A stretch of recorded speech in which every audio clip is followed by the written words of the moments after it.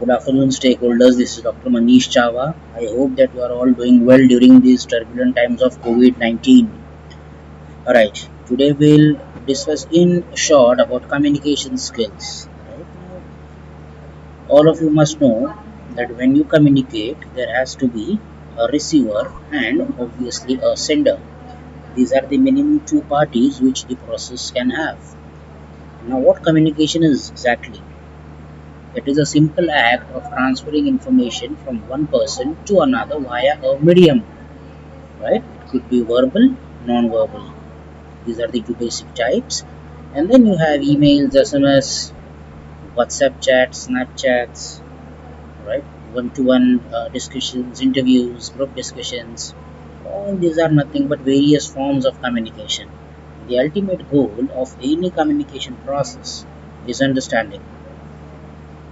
Effective communication skills are absolutely important in professional as well as personal life.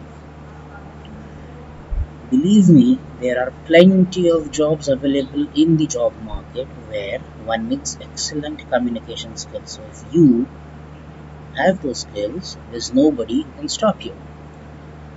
There are two entities involved, as I said earlier. One is a sender and one is a receiver. Now, depending on the kind of communication that you have, the roles can be interchanged.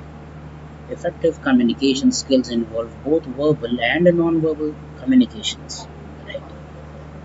The skills involve expressing your feelings through words as well as non-verbal communication like postures, body language, gestures, how one dresses, etc. The process of communication also involves active listening skills, stress management techniques, and the capability to recognize others' emotions. Right? So this was the very basic, and we are now going to just have a quick look at 10 basic skills that are required to improve your communication. The first thing is be straightforward but be polite.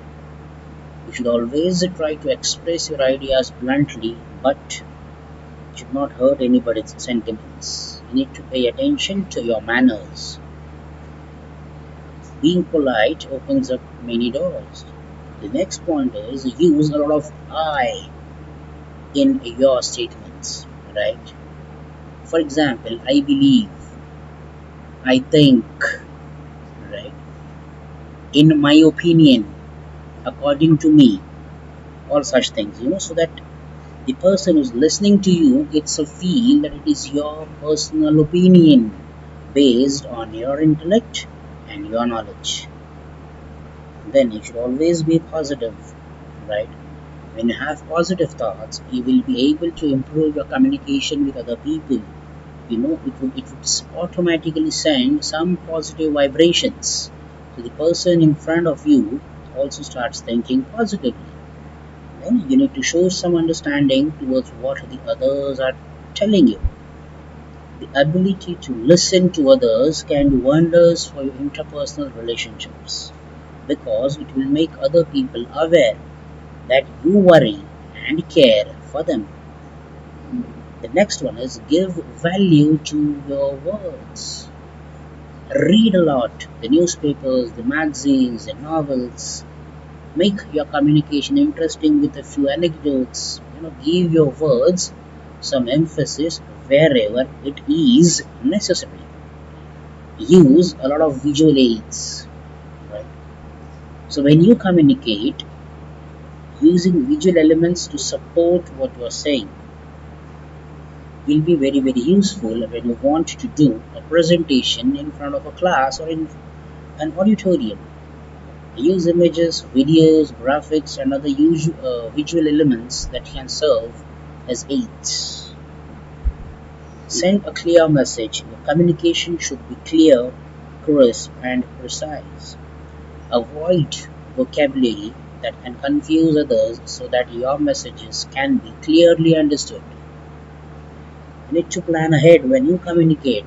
Try to imagine the questions coming up, right? Read the possible reactions your listeners might have. But never simply assume what their reactions will be. Don't assume anything, because once you start communicating, once people start receiving what you want to say, they start perceiving. So you cannot assume what their reactions would be. And finally, be patient. It's an excellent virtue in the field of communication. Your listeners will appreciate it. That's all for now. Thank you very much.